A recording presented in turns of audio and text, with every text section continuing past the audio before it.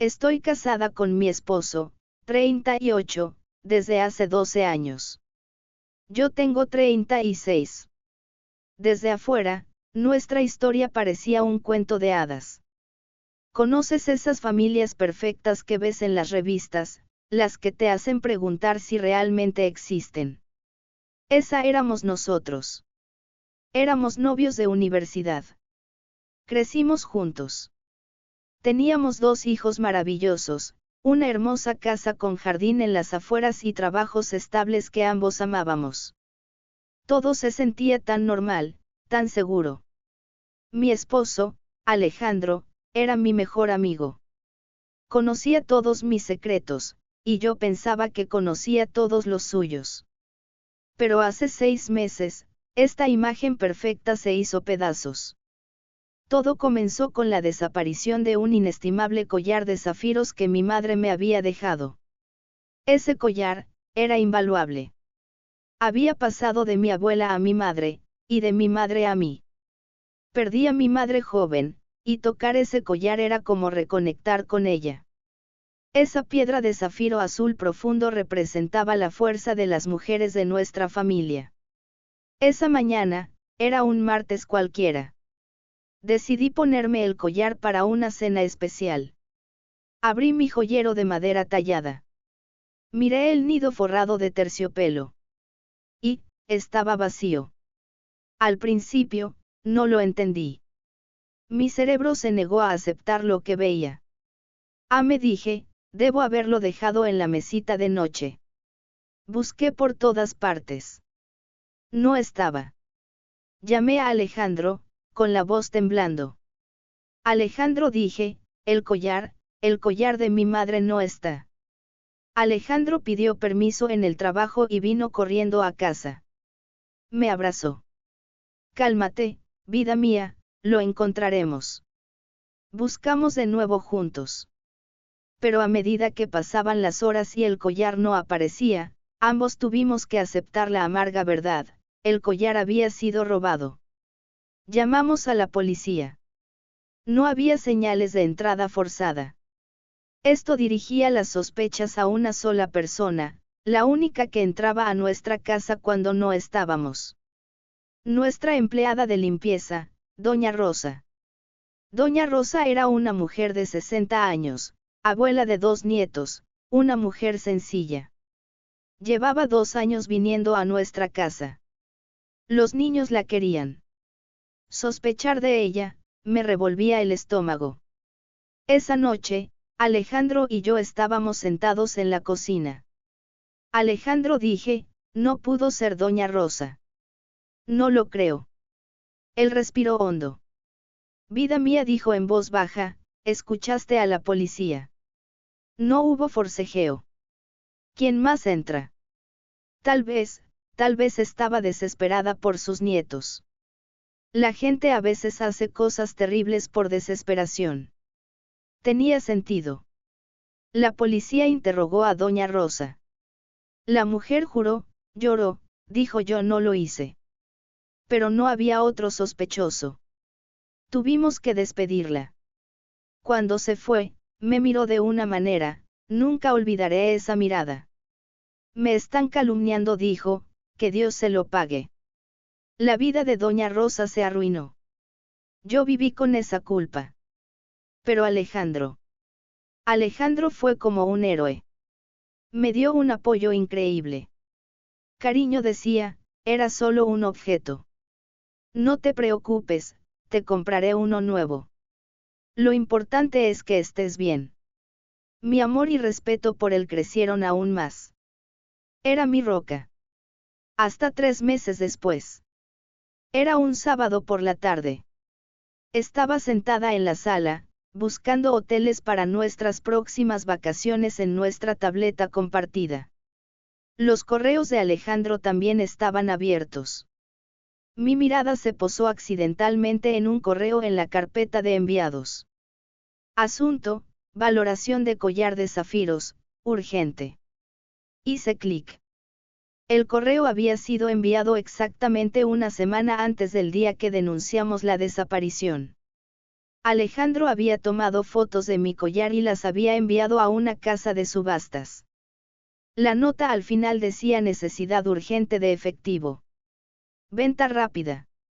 No podía respirar. Con manos temblorosas, volví a la bandeja de entrada. Busqué las palabras casa de empeño. Y allí estaba. Exactamente 2 días después de que denunciáramos la desaparición, una confirmación de transferencia de dinero de una casa de empeños a mi esposo. Había vendido el collar. Por una cifra ridícula. En ese momento, el mundo se detuvo. Así que era él. Mi propio esposo. El hombre que robó el collar de mi madre, que arruinó la vida de una mujer inocente, y que durante 3 meses me abrazó y me dijo no te preocupes. Solo esperé. Llegó la noche. ¿Qué te pasa, vida mía? Has estado rara todo el día. Tranquilamente, le extendí la tableta. ¿Qué es esto?, dije. Vi cómo el color desaparecía de su rostro. Primero, la patética negación. Me hackearon la cuenta, dijo, con voz temblorosa. Alejandro, dije, mi voz salió tan fría. No me mientas más. Solo, ¿por qué? Y en ese momento se derrumbó. Se arrodilló en medio de la sala y comenzó a sollozar. Y confesó. Mi esposo tenía un lado oscuro que yo, en 12 años, nunca había conocido. El juego. Casinos en línea. Había perdido mucho dinero. Se había endeudado con prestamistas. Me estaban amenazando, amor, dijo entre sollozos. Iban a lastimar a los niños, iban a lastimarte a ti. No tenía otra opción. Sentí lástima por él. Tal vez había una salida. ¿Por qué no me lo dijiste antes, Alejandro? ¿Por qué robaste mi collar? ¿Y por qué dejaste que doña Rosa? Me interrumpió. No lo sé, dijo, cubriéndose la cara. Tenía miedo. Miedo de que me dejaras. El collar, lo vi. Un demonio entró en mí. Lo siento. Justo cuando empezaba a creerle, vino la parte más letal de su confesión. El último clavo en el ataúd de nuestro matrimonio. Pero esa no fue la peor parte, susurró. ¿Qué puede ser peor, Alejandro? Arruinamos la vida de una mujer inocente. El día que vendí el collar, dijo, con parte del dinero, pagué la deuda. Pero con otra parte. Dudó. No podía mirarme a la cara. Con una parte que, Alejandro. ¿Qué? Mi colega del trabajo. Valeria. Ella estuvo, a mi lado, en mis momentos difíciles. Hablábamos. Yo, le compré un regalo caro. Mi cerebro palpitaba. ¿Qué regalo? ¿Qué significa que hablaban? Y me lo contó. Mientras estaba estresado, se había acercado a esta mujer. Hablaron sobre cómo mi naturaleza controladora lo estaba asfixiando. Y sí, me había engañado. Varias veces. Había vendido el collar. Había pagado parte de su deuda. Y con el dinero restante, es decir, con el dinero manchado de sangre del collar de mi madre, le había comprado un regalo de agradecimiento a su amante, Valeria. En ese momento me puse de pie. El asco era total. Mi esposo no solo me había robado. No solo me había engañado. Había arruinado la vida de una mujer inocente. Y mientras hacía todo esto, cada noche me había abrazado y me había mentido. Tengo la culpa de que todo mi amor por este hombre se convirtiera en odio en una noche. 6 meses después. Han pasado 6 meses desde que compartí mi historia inicial. Esos 6 meses han sido el periodo más difícil, pero también el más esclarecedor de mi vida. Los papeles del divorcio estaban sobre mi mesa. Alejandro rogaba que no firmara. El primer mes fue un infierno. Alejandro seguía durmiendo en la habitación de invitados. Intentar actuar normal frente a nuestros hijos. Era una batalla horrible. Alejandro lloraba, pedía perdón, decía que había comenzado terapia. Voy a cambiar, decía, por los niños. Pero para mí, ya no existía una familia. Mi primera acción fue encontrar a Doña Rosa. La contacté a través de mi abogado. Quería disculparme personalmente. Ella aceptó. Cuando me senté frente a ella, vi que esa mujer de 60 años había envejecido 20 en 6 meses. Su reputación estaba arruinada. Lo siento, dije, con voz temblorosa. Yo no sabía. A mí también me engañaron. La mujer me miró durante mucho tiempo. No me importa lo que usted haya vivido, señora, dijo. Su esposo era un demonio. Pero usted también, creyendo la palabra de ese demonio, arrojó al fuego a esta mujer que intentaba mantener a sus nietos. Tenía razón. Ese día, le pagué 3 veces la indemnización. Limpiamos su nombre. Pero nunca olvidaré la mirada en el rostro de esa mujer. Esto borró la última pizca de lástima que quedaba en mí por Alejandro. El segundo mes, me enfrenté a las realidades financieras. Las deudas que Alejandro me había ocultado eran mucho mayores. La casa estaba hipotecada, nuestros autos embargados. El hombre había quemado nuestro futuro en casinos en línea. Y esa mujer, la amante, Valeria. Contraté a un detective privado. Quería saber si Valeria sabía sobre el regalo. Ella sabía. Alejandro se había jactado: vendí una vieja joya de la familia de mi esposa y te compré este regalo. La mujer estaba usando felizmente ese bolso caro, comprado con el dinero de mi dolor.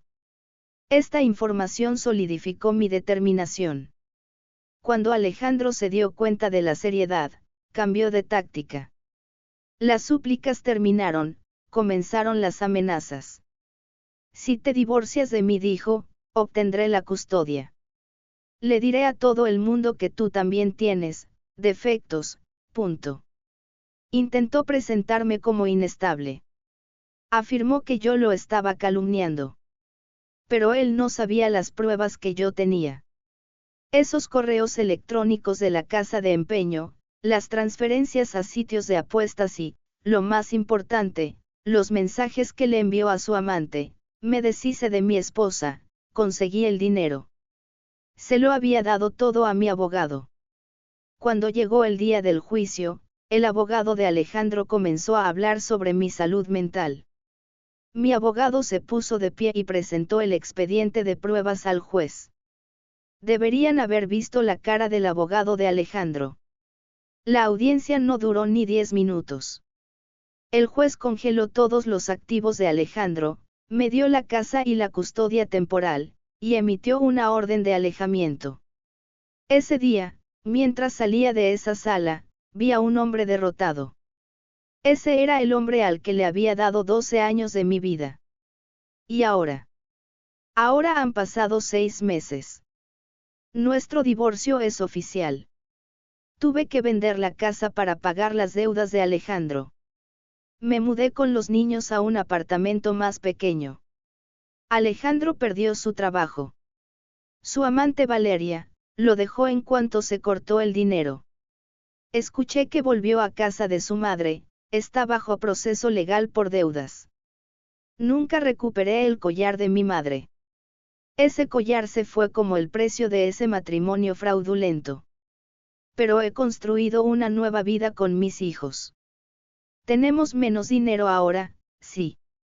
Ya no somos esa familia perfecta de portada de revista. Pero al menos, ya no duermo en mi casa con un ladrón y un mentiroso. Duermo en paz por las noches. Díganme ustedes, ¿soy yo la injusta, por sentirme feliz de haberme salvado de ese desastre?